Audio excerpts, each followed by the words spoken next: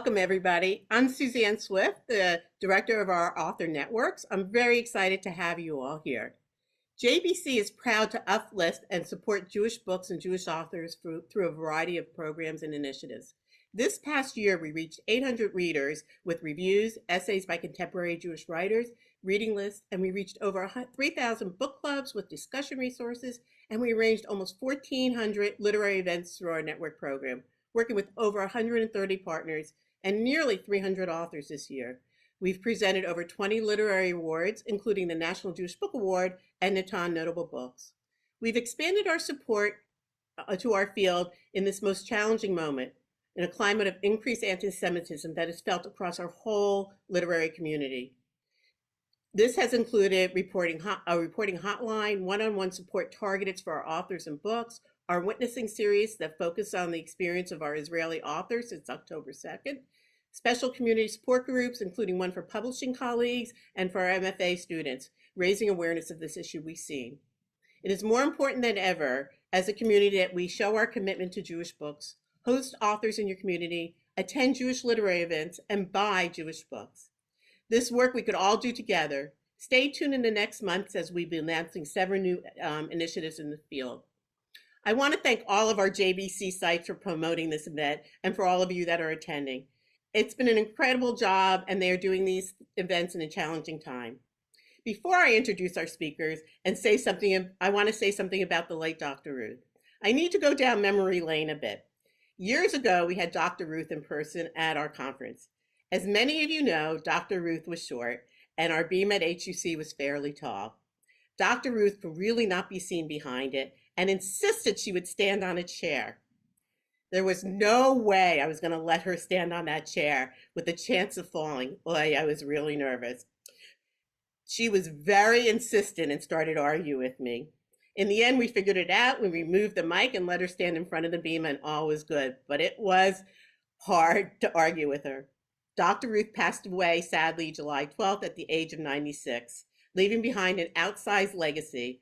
Her taboo-breaking commitment to sex education, her larger-than-life enthusiasm, and her fascinating personal life has kept audience enraptured for generations. The outpouring of love and gratitude that we've seen over the past few weeks is a testament to her iconic influence role in American culture. After tragically losing her family in the Holocaust and immigrating to the United States, as a refugee, Dr. Ruth has made it her life mission to spread love and bring people together. The Joy of Connections is co-authored by New York Times contributor Allison Gilbert and Dr. Ruth's longtime collaborator Pierre LaHue. It is the embodiment of that mission, a delightful guide to forging meaningful bonds in a modern world packed with anecdotes filled with life and love and loss. Allison Gilbert, our author today, is an Emmy Award-winning journalist and one of the most influential writers and speakers on how to find inner resources to overcome life's biggest challenges. Through research and lived experiences, Allison has helped audience transform grief and loss and manage caregiving and chronic illness and find connections among the growing public health of social isolation and loneliness.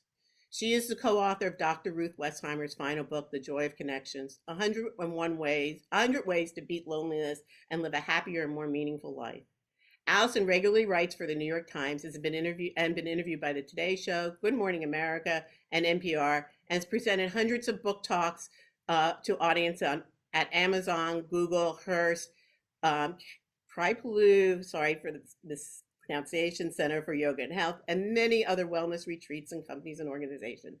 Allison is the author of numerous books and hosts Making Connections, a monthly conversation series with Reimagine on overcoming loneliness, and previously hosted Past and Present, named after her beloved book about death and maintaining family bonds. Allison lives in New York with her family.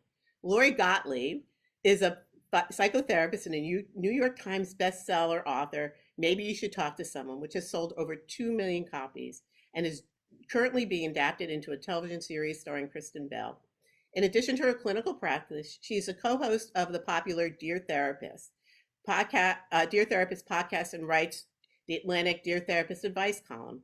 She's a sought-after expert in media such as Today Show, Good Morning America, CBS and This Morning America, CNN, and NPR Fresh Air.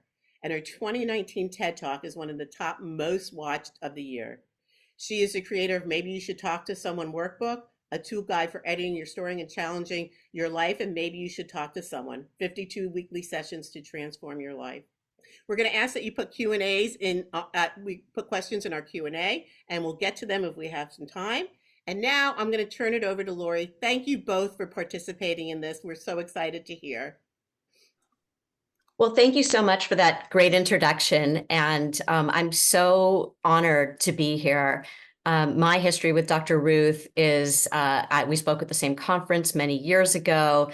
And even in the short time that we spent together, her personality just came through, her warmth, her wisdom, and it's such an honor. So I wanted to say that when I was reading the book, it really reflected, I felt like she was just talking directly to us. She's funny and encouraging and pushy like a Jewish grandmother, but in the best possible way.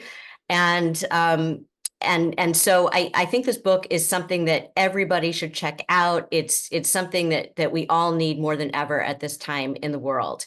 And Allison, I wanted to start off by asking you, how did you get involved in working on this with Dr. Ruth, and what was it like to work with her? Thank you for that question. But first, I have to say I'm in awe to be here, Lori, with you because I'm a fan of yours. So thank you for doing this with us today. It is such a treat. I met Dr. Ruth only last summer. I was given the assignment of my life by the New York Times to write about her quest to become New York State's ambassador to loneliness. And it was a great assignment. What can I say? And once the story was published, once she actually did become New York State's ambassador to loneliness, appointed by Governor Hochul, the first such role in the entire country, I guess Dr. Ruth was happy with how the article went because she wanted to keep me around and I wanted to stay in her life too. And that's how our relationship began. And so what was it like working with her on this book, especially knowing that it was going to be her final book? Well, to be honest, we didn't know it was going to be her final book. Listen, once you start living to 95, 96, there's every hope that you're going to live to 100. So, to be honest, I don't think we were all thinking that way. In fact, I wish I wasn't here talking about Dr. Ruth's book. I wish Ruth was here talking about her book. It was the honor of my life. We met weekly. We had in-depth conversations, the kind of discussions that you don't normally have with someone that you're just meeting for the first time and getting to know. And, you know, when you're in this kind of situation where you're seeing someone with such consistency and you're forced to have really important and meaningful conversations, of course it's work. But with Ruth, things quickly, transformed into friendship and a level of intimacy and conversation that was so special to me. And so the working with her was an obligation. Of course, we had a job to get done. We had a deadline and a publisher and a contract, but it was also my greatest unexpected joy because I was a fan of Dr. Ruth as a teenager before I was ever her collaborator. What I love so much about the book is, you say you were having these conversations. It really feels like a conversation, like she's sitting there with you and just talking with you. And you both divide the book into these 4 sections. And they each have these very short but very profound discussions within each section of concrete, actionable things that you can do to increase your connection in the world. And it starts with self, which I thought was interesting because we're thinking about connection, we think of connection to others, but she talks about connection to self. And she writes, I'm going to quote here, you will not be able to sustain healthy relationships if you don't love yourself first. Now, we hear that a lot, But the way she talks about it, I thought was so different from what you see on, let's say, Instagram with these, sort of cliched ways of talking about that. Can you talk a little bit about what the two of you discussed and what ended up in the book around relationship to self? Yeah, well, it's really interesting. So we talked earlier when we first got on this Zoom that she was, of course, short. She was 4'7". And that, of course, was a punchline on late night television. But when she was a child, an adolescent, as a young woman, it left her feeling vulnerable and raw, and in her words, ugly, unattractive, and she had thought she would never find a romantic partner. And famously, she found many, as she would say, and she was married 3 times. Her third marriage was to Fred Westheimer, who was the love of her life. But feeling other was a large part of her identity, and feeling less than because of it. And so she came by this knowledge from hard earned experience that until she could love herself, it would be really hard to allow others in and break any sort of shell that we all put up. And you're right. So there are these sections in the book, whether it's self or friends and lovers. Of course, there's lovers. It's a Dr. Ruth book, community, technology. And it's interesting. Self is the largest component. And we all know Dr. Ruth was all about agency, doing things, tough love, no excuses, and all that comes through in the book. And it's look to yourself first. You are responsible for your own happiness ultimately. And she says, "Take my hand. I'm going to lead you out of this muck that we are in. We're in a loneliness epidemic, but come with me. I'm going to show you how it's done. You're not on your own." What I found so interesting is that there were parts of her life that I didn't know about. Her early experience. I knew, of course, that she lost her parents and her grandparents in the Holocaust. When she was 20 years old, she was injured in a bomb blast, almost lost her foot, and then became a single mother after her divorce, and then eventually found the love of her life, was married for I think 35 years to Fred. And there were so many just little stories about her life, like the blanket that she carried with her, or the towel, I think, that she carried A with her. washcloth, a It washcloth. was a washcloth, yeah. It was so moving from her childhood. And so here's someone who had a lot to, let's say, complain about. But one of the things she talks about is how she hates people who complain. And I thought, so I'm a therapist, and I thought, well, that's sort of the gig, right? Like people come in and they complain. But also I loved how she was saying, but complaining isn't helpful. So it's talking about, she had so much to complain about, but look at what she did with it instead of complaining. And she talks about the power of optimism and not being a Pollyanna, but really saying, where's my agency and what can I do?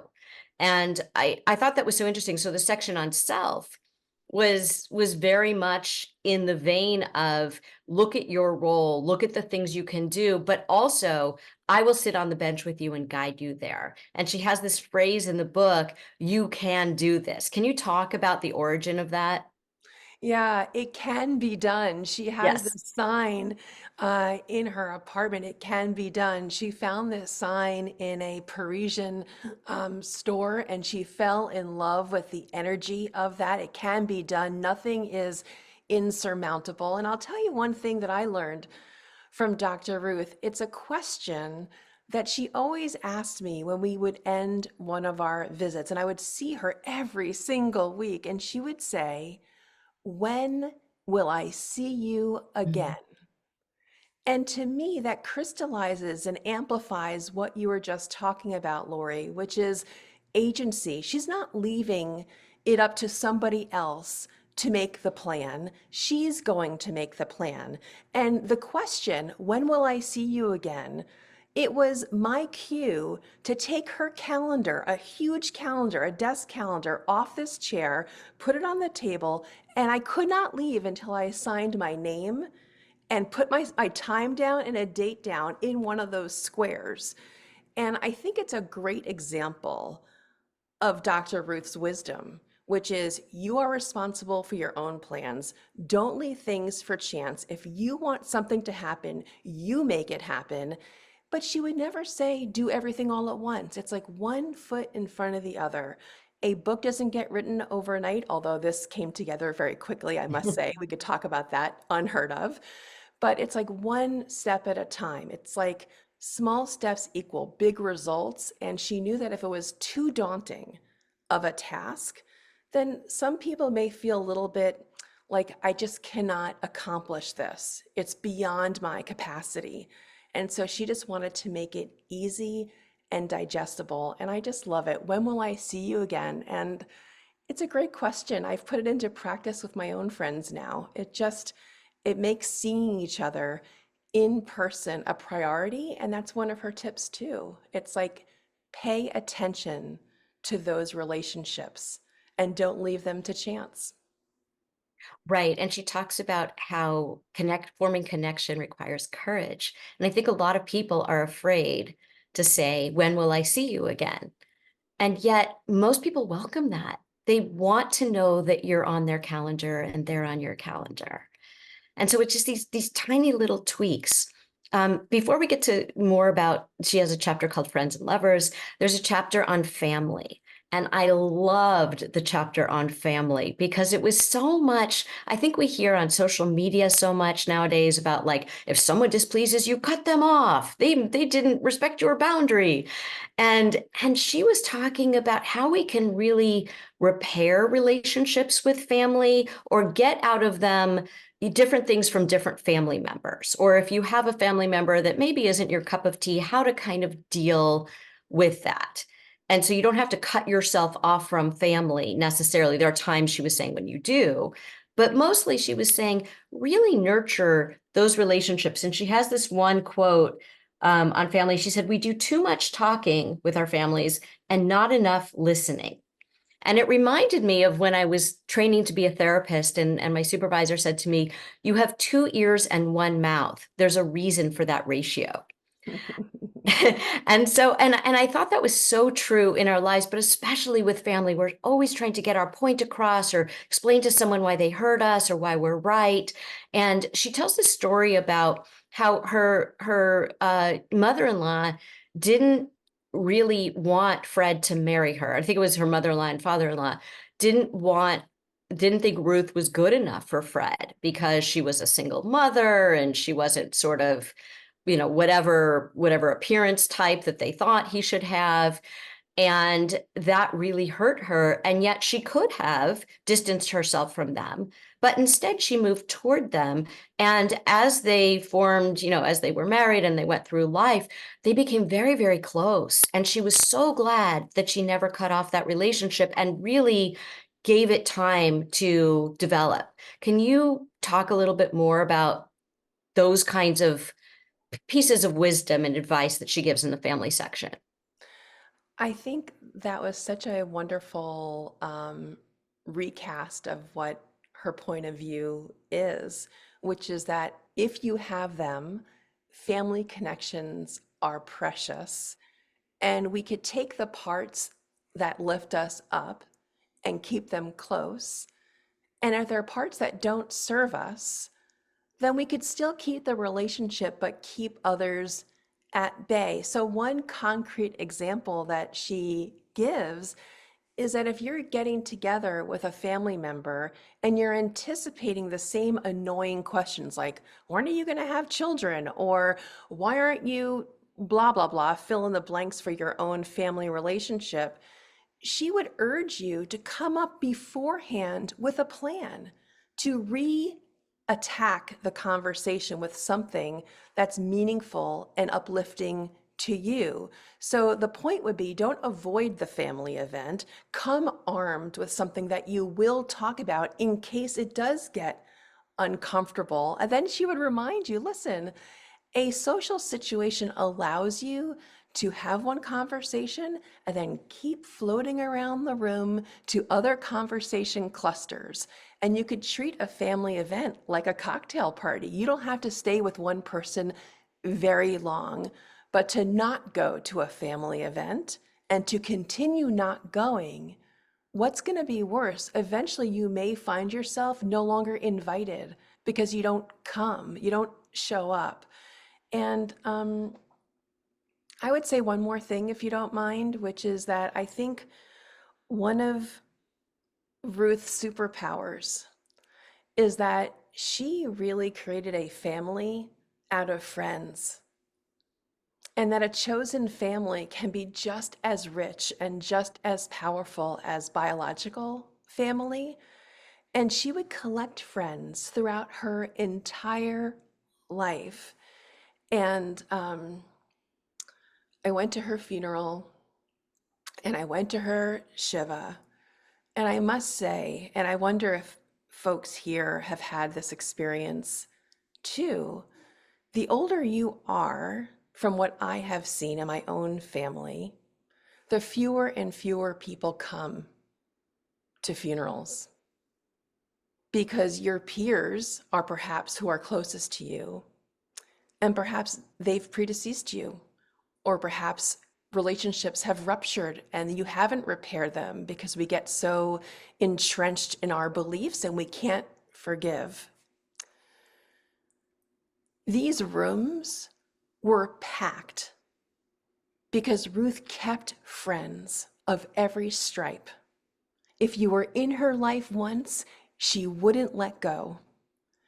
And I feel like that is a wonderful life lesson. And these rooms were filled with people from every generation, not just hers. And so her capacity to share warmth, to make you feel seen, to make you feel like you matter, that was something that she did for me, that she made me feel that beyond our working relationship, that she enjoyed being with me.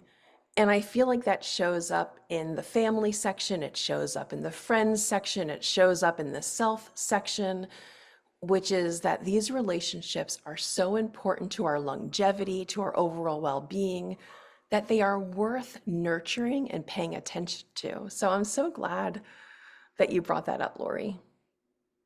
I like what you said about that you felt like you mattered and she made people feel like they matter. In this book, she talks so much about, and these are really sort of concrete examples of how we can help not only feel like we matter, but to help others feel like they matter. And how that's really at the core of connection, that mattering matters. Oh, And we don't 100%. and the ways in which that all of the opportunities that are around us, that are right in front of us, that we don't notice on a daily basis to help others feel like they matter and giving other people the opportunity to show us that we matter. They're everywhere. And I was so surprised. My eyes were so open. And I feel like I'm someone who is, as a therapist, as someone who works in this field, aware of those things. And yet I was blown away by, oh yeah, look at that, or here's something that we can all do. Or here's something that's right in front of us that just takes a second, but yields such rich results. And I love that about the book. And I also wanted to say that as she weaves her own stories in, you really feel like, oh, what are my stories? It makes you think about what are my stories and how can I use them? And I'm sort of rambling here, but I wanted to say one thing about the friends, which is that she comes up with things like, if you walk into an event and you don't know anybody and you want to get into a cluster of people, how do you start that conversation? And you mentioned coming armed to family occasions with maybe some topics. And she said, bring your cell phone, which at first I thought, wait, what? Isn't that antithetical to what we're talking about?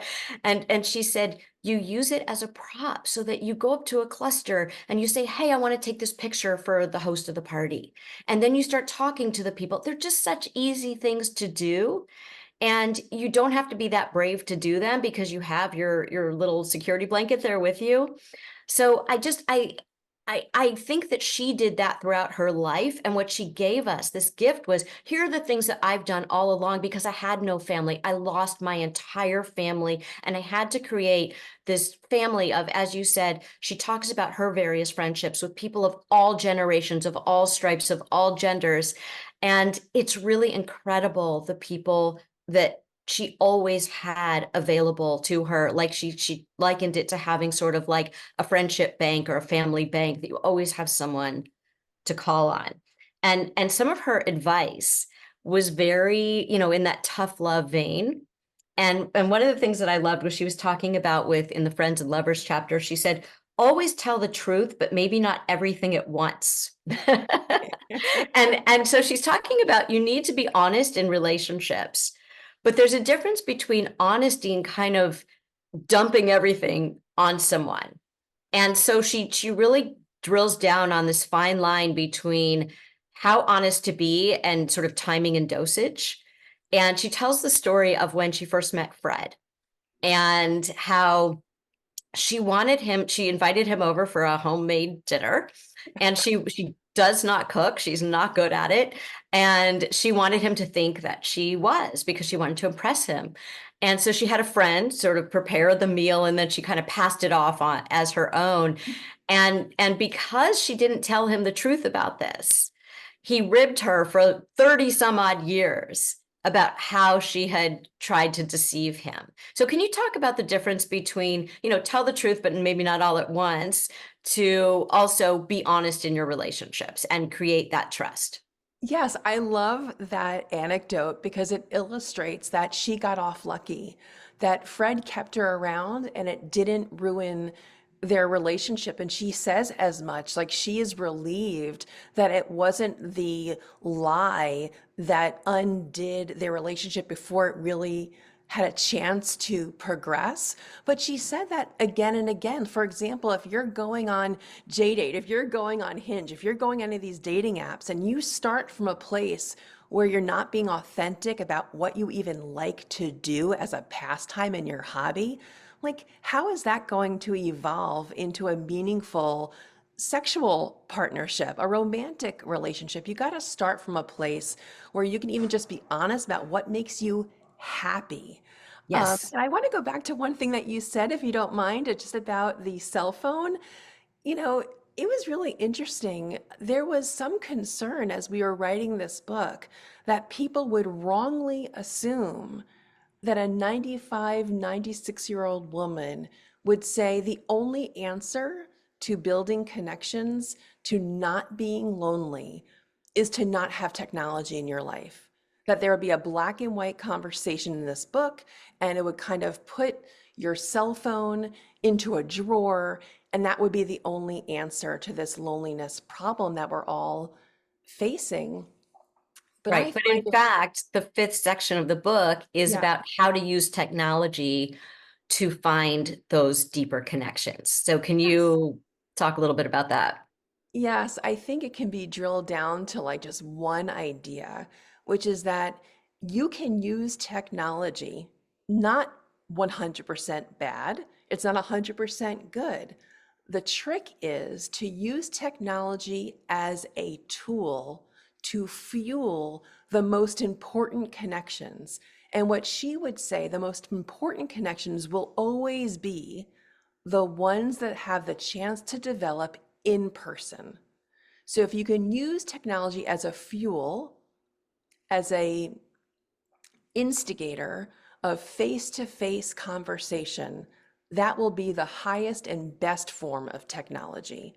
So I love that. And I think it made this book of the moment because we all have issues of the balance in our lives with technology. And the answer really can never be, and I'm sure when you see patients and clients and you talk with them, things are hardly ever black and white. So the idea of using technology to harness connections, I think is real. And I think it's really something that I have taken to heart. It's when online displaces or replaces that there's a real problem.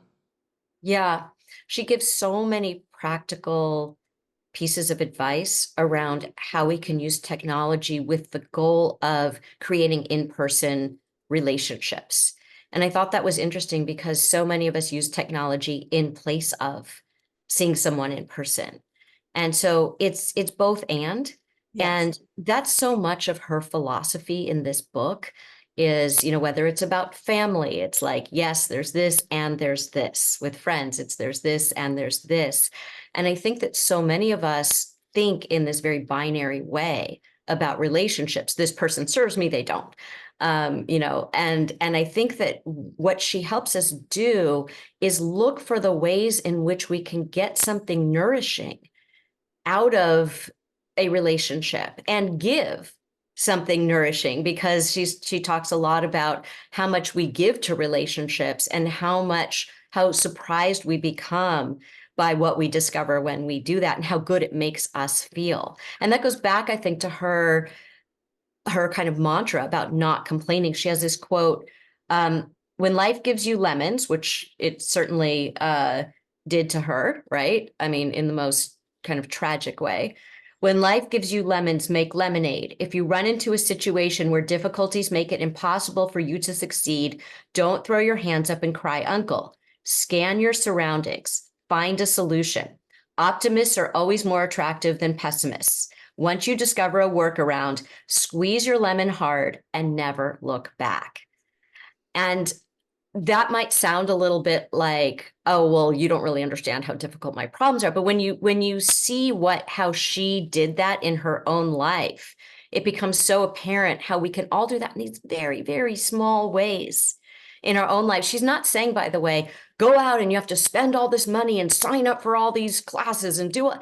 It's not that. It's like, just notice, be aware, and then take these very small, doable actions, which I love. One of the main sort of messages is about why we need to cultivate our friendships. And we were talking about how she did that and created this family of choice for her. Why is friendship so important? I think we're so focused in our little silos on our family. What do we need to do for our kids and our partners and our aging parents?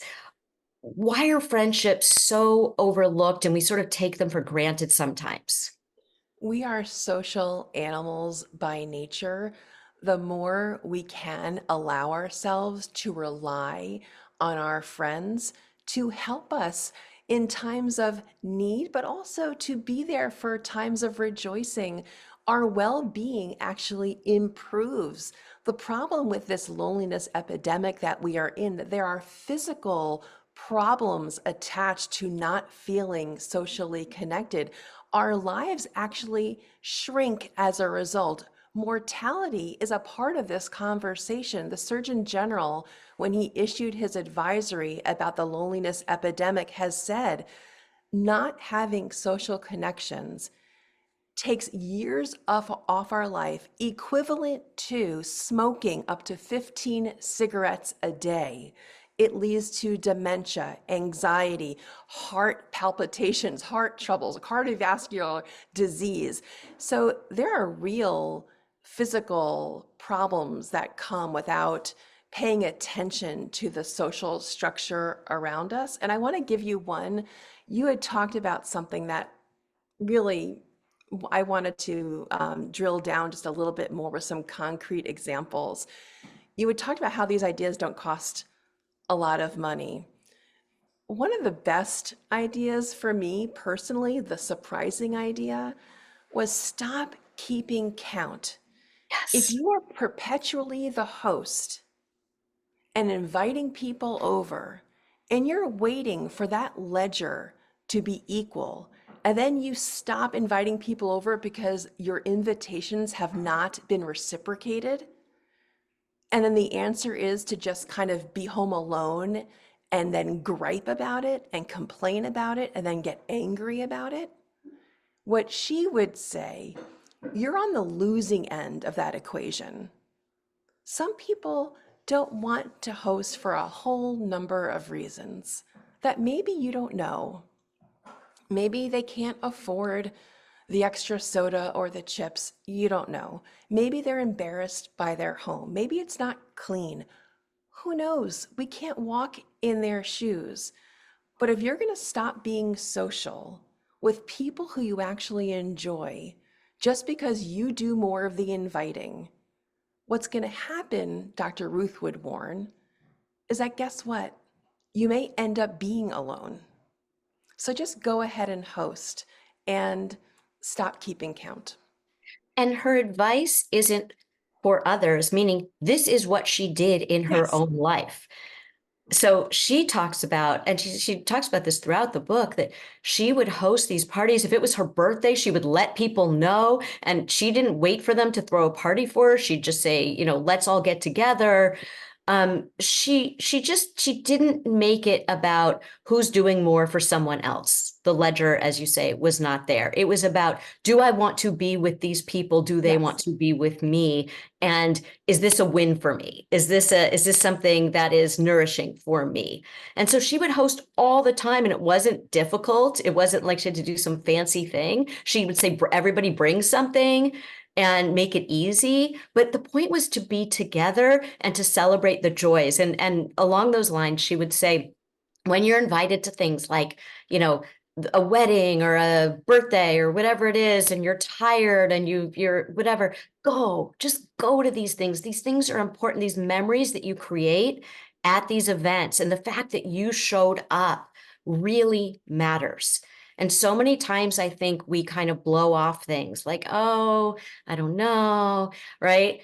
And her whole thing is don't deliberate about that. Just if you're invited, go and be part of these joyous celebrations. We need to celebrate joy together in community.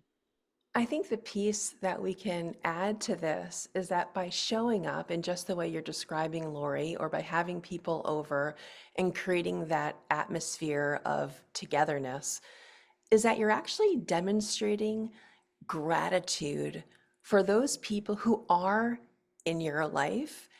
And when you can express gratitude, the people who are on the receiving end, it feels good.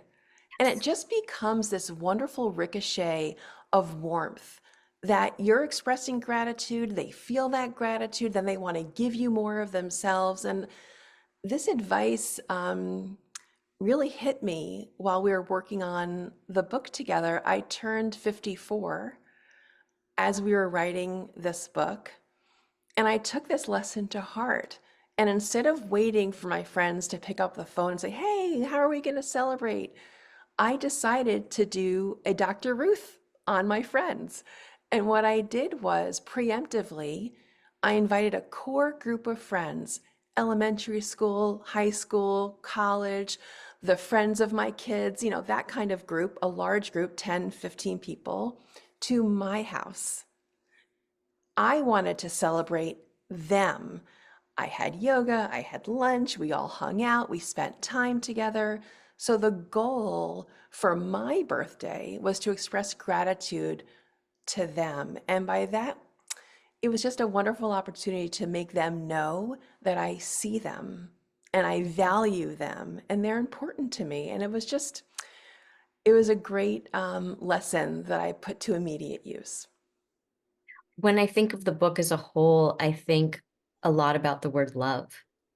And I think, you know, she's talking about loneliness and connection, but I think that there's so many different kinds of love. And there's, you know, like the platonic love, the friendships, the family love, the romantic love. And of course, her background being a sex therapist, she talks about that a lot. And she talks about physical touch and the importance of that too, which we would expect from her. But all of the kind of ideas in the book to me are about there's love everywhere around us. And so many of us feel isolated and lonely, and we don't realize that we are actually surrounded by love. But as she says in her tough love way, it's not going to just suddenly appear that we have to generate action to see it. Oh, yeah. And She and was so like what you did with your birthday is one of those examples. And it's not like, oh, I'm so resentful that people didn't throw me a birthday party. It's, I'm so grateful that I got to spend this occasion this way with these people. And she did it all the time. And, you know, like Dr. Ruth, who had a million people who loved her, but she still had to initiate. And she didn't resent it. She was grateful that these people were there with her. So I think it's about reframing this idea of what connection is, and you know, as you said, not keeping the ledger, but saying, how can I connect in the world? The last section that she writes about before technology is community. And she was talking about how she had to make New York, this huge sprawling metropolis, into a small town for her, and that we can all do that within the place that we live. So can you talk about, there's so many concrete pieces of advice that she gives that we can act on, but can you talk about just that concept of making your big city a small town, or wherever you live, a smaller town? Yeah, Dr. Ruth arrived in New York City a refugee. She barely spoke English, had few ties here. And where do you begin? How do you start to make roots?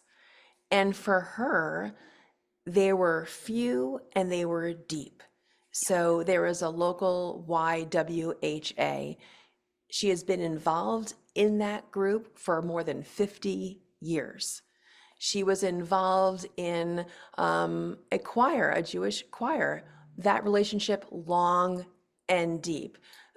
Just everything that she did was about depth over breadth. And I think that's a really important lesson in a practical sense, that if you are spending your time flitting from one event to the other, one volunteer opportunity to another, you're not going to have the opportunity to meet people over and over and over again. And it's the repetition that provides the opportunity to deepen our connections.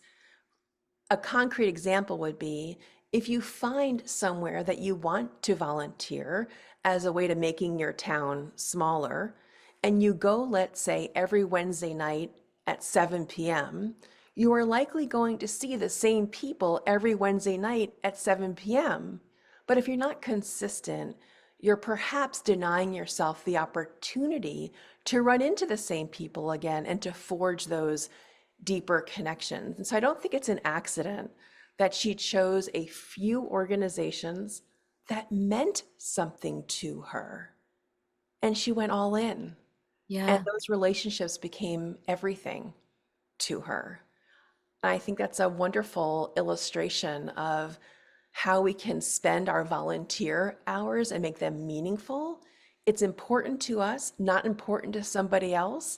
It's important to us. It doesn't look good maybe on your resume, but it means something to you. And you're likely going to find people who perhaps share the same passions. And that's going to lead to these deeper and more meaningful relationships too. We're going to get to questions in just a minute. I just wanted to say one thing. So if you have your questions, put it in the chat. But I wanted to say, I was so moved in the book by, there was one organization, there was the park near her, and they ended up naming a bench after Fred, because she had been so involved, and he had too, in this organization. But it's not just volunteering. She's talking about with community. You know, is there an interest that you have? Is there some kind of group that you just enjoy as a hobby? You know, where are your people? Find your people, find people with similar interests, but then be what we call pointy, right? Which is, as opposed to breadth, you're like very involved in one thing, but it doesn't have to take up your whole life. And I think people say, oh, if I get involved in this, I don't have time. you choose how much time, but be invested. And she has many, many very, very practical ideas on the kinds of things you can do, whether it's getting a dog and going to the dog park, whether it's taking a dance class, whatever it is that you really enjoy, and meeting those people with whom you have sort of fellowship. So there's so much more that I would want to ask you, but I guess the last thing, and then we're going to get to questions. I promised the last thing, but I lied. The last thing is, I just want to know, how can we all ensure that, Ruth is not here to talk to us about this? You're doing a beautiful job talking about all the ideas in the book and really representing her ideas and what it's about. What can all of us do? Because I think it's so important that people learn from her. This book, I think, is just so incredibly wise. I want to give it to everybody. What can all of us do to help get her ideas out there? Well, you're asking the $1,000,000 question, and I'm so grateful for it because as her co-author, I'm in an unenviable spot. Everyone would prefer to hear from Ruth, me too, and yet these ideas are so important. And she wanted this book. She wanted these lessons to be heard. It was quite unusual for her to go after a political appointment to become New York State's ambassador to loneliness. This is an illustration of how important this was to her. Normally, people don't seek these roles, they're appointed to them. So, of course, Ruth didn't do things in the normal way. She had chutzpah. She wanted this role. So I think she lobbied for it. She lobbied for it, which is so atypical and so typical of her. But so at the risk of sounding incredibly kind of, these are your tasks, like I feel very uncomfortable saying it, but you asked, in one way, reviewing the book on Amazon or Goodreads, what that does, it allows her book to surface into the search. Like when you go to Amazon, it says, you'll like this book if you like these books, it kind of serves it up to give it air, to give it oxygen so people can find it. Tell someone about it, gift it for Hanukkah to someone who you love, gift it to your local library so others can have access to it. Have me or Pierre Lehew, her friend of more than 40 years, and he was her minister of communications for more than 40 years, her director of PR. He was the other co-author on this project. Invite Pierre, invite me to come talk about Dr. Ruth and these lessons in this book. It would just be the most wonderful way of honoring her if we can give this book all the air that it deserves so her lessons can help as many people as possible. Yeah. I think it's such an important read and such an easy one, meaning I didn't want to stop reading. I just wanted to keep turning the pages because I felt like, again, she's just talking to me. And that you can do this or it can be done. I felt like she was holding my hand saying that. So let's get to questions because we have a lot. Yeah. One of them is, can you address connections when someone is homebound or disabled and people stop being in touch? It's hard to be the one who always reaches out. Technology is the lifesaver sometimes, but it can be lonely. Yeah. This is such a perfect question because she really does give some great ideas about this in the book. I think it is a great question, and I think that she would say about disability in general is to recognize and appreciate and understand these are obstacles that society has put in your way. And once you realize that there are obstacles that are of no fault to your own that you must surmount, your next job is to figure out how to maneuver. And what she would say is keep going. If one door closes, move to another door and find those agencies and programs that put together actual social events for people who are navigating life with the same or similar disability. They exist and they will likely not come knocking on your door. It's up to you with your laptop or with your phone to proactively search for those types of organizations that provide social opportunity, and they're there. I think that's great. She even talked about in the book, she said, sometimes people don't want to go into a social situation with a wheelchair because they're kind of lower than other people, or they might not have access. And she talks about how to navigate that. And that's part of the self-love, the relationship to self chapter. And being 4'7", by the way, is people think, oh, well, she was short, so what? I'm 5'2", and I towered over her. Okay. So really, the world is not made for adults who are 4'7". And she had a lot to overcome. There were so many situations where she physically was the space was not equipped for her. I mean, we just heard the story from Suzanne about you couldn't see her over the bima. And so it's just, I think she talks about how she dealt with that. And there's some really good tips in the book around. She would call it being unchangeably other. Yes. Unchangeably other. And so I think she saw people and understood that some things are really hard. But even though they are really hard, she would do a Westheimer maneuver, as she would call it, and she would figure out a way, and not discounting that hard things are hard. She would just say, and let's do them anyway. Yeah. Yeah. We have another question that says, sometimes her solution is to say enough, but the path to getting there can be filled with thoughts of not wanting to be a quitter, i.e. struggling to make that lemonade. What were Dr. Ruth's thoughts on this? On not quitting? Lori, I didn't really understand the question. When do you say enough versus not being a quitter? Oh, meaning like, when do you say, like, I can't go down that path anymore? Yeah. What would her thoughts be on this? When it's no longer serving you. Mm-hmm. I think she has such a wonderful sense of personhood, of what is actually ultimately giving her nourishment, that if it was no longer serving her, then it would be enough. Yeah. So that's the calculus. One other example would be, you might have another job to go to, maybe a better title, more money. Perhaps it's 3,000 miles across the country. Maybe it's in, a whole other, city, a foreign city. What is the calculation of your mental health, not just your financial health?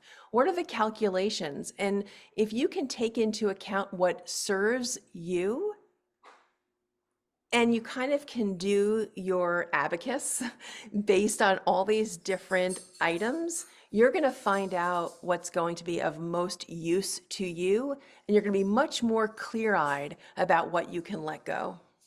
Yeah. I love this next question. Does Dr. Ruth or you have any suggestions for this? How do we finesse if, as we age, our once sociable spouse is becoming less so and, quote, just wants to be with me? So then it's me pushing. Do I just pursue my own daytime friendships versus couples? But that just compounds his isolation. Before you give your answer, there was something that strikes me about the book where she was talking about how Fred had this house. Yeah. And she didn't really like going up there. It was not really her thing. She'd go sometimes, but she was talking about the importance of having your own interests. And there were things you did together, but you don't need to do everything together. I don't know what you would say about this. And you obviously talk to Dr. Ruth about this all the time. So what do you think she would say, and where would she come down on this? I think you kind of nailed it. It's like that was Fred's thing. She had her thing, which centered around her career for quite some time. And then you can rally around the times where you are together. But togetherness doesn't have to be 100% of the time. It's good for a relationship to come back with stories. It's good for a relationship to have different passions. You don't have to be stuck together like Velcro every single moment of the day. You can, And if it works for you, that's great.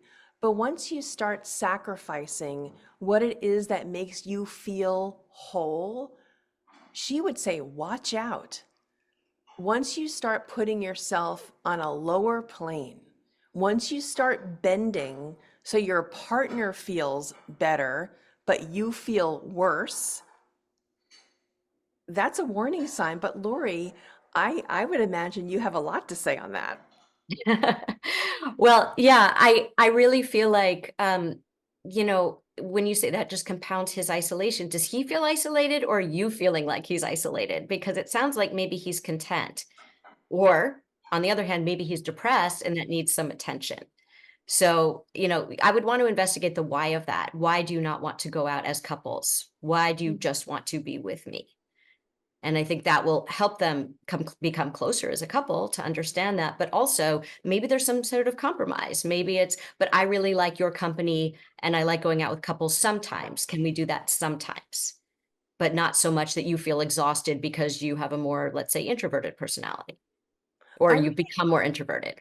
I was just going to say, Dr. Ruth was very clear on what the doctor meant in her name, and she was not going to be overstepping. She was not a medical doctor. She wasn't even a psychologist or a psychiatrist. She was a behavioral therapist. And so she would say she was the first person to give advice about the problem at hand. If you Yeah. had a sexual problem, she would handle the sexual problem. She was not going to go back and retrace your childhood to find out the seed of that problem. So if there is this tension in your partnership, she would say, and in honor of Dr. Ruth, I will echo, maybe it's time to go see someone who actually can get to the root of that problem. Yeah, I know we have to end here, but I want to ask this one last question that somebody submitted, because I'm curious about the answer too. They asked, was there anything about Dr. Ruth that surprised you? When I first met her, I was intimidated because I am not a celebrity reporter. I do straight news, and I was in awe, I must admit. I was amazed by her ability to make me feel special, to make my visit seem to her to have been the most important part of her day. And I think when you have the ability to make somebody else feel special, that was one of Ruth's, that was one of her superpowers. And I felt caught up, I must say, in her web of charm. And she collected friends like family. And I feel like I was the last one who got in under the wire. And I will forever honor and be so grateful for the time I got to spend with her. Well, I'm sure we could talk forever about this, but we have to wrap up. Thank you so much, Allison, for this beautiful, beautiful collaboration and for sharing your experience with Dr. Ruth with us. She was just so special, and I hope that everybody reads this book and shares this book. Thank you Thank both. you, I want Lori. to keep going. It's amazing. There's so much more to hear. This is the book. It's a very thin book. It is a great gift to give to people. It's definitely worth the read. And we had so many more questions. I wish we could have spent another hour on the therapy couch just listening to these kids. Just listening to Dr. Ruth. She was an influence in everyone's life. And Lori, thank you for offering to moderate, saying yes to moderating this, because we loved when you toured with your book. It was so important too. And I hope people read your book. And Allison, again, thank you for being a part of this book and sharing it with us. I want to thank everybody that was on. It was a great conversation. And thank you to all of our sites and all of our partners that have participated in this. And again, everybody have a happy, happy holiday, happy new year, have an easy fast. And thank you all for participating. And thank you all again. Thank you all so much. Thank Take you, care. guys. Thanks, Lori. Thanks so everyone. much. Thanks, Suzanne. Bye, guys.